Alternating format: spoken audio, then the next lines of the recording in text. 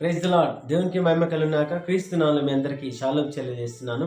దేవుని వాక్యం చెప్తుంది, శాశ్వతమైన ప్రేమతో నేను నిన్ను ప్రేమించుచున్నాను, విడవక నీ ఎడల కృప చూపుచున్నానని. ఇర్మియా 31వ అధ్యాయము 3వ వచనంలో దేవుని వాక్యం సెలవిస్తుంది. హల్లెలూయా.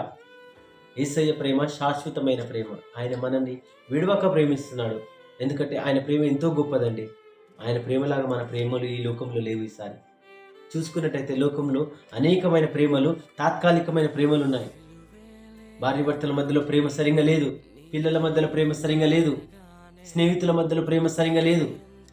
అందరూ పైకి ప్రేమను చూపిస్తారు, అందరూ నటిస్తున్న జీవితం జీవిస్తున్నారు.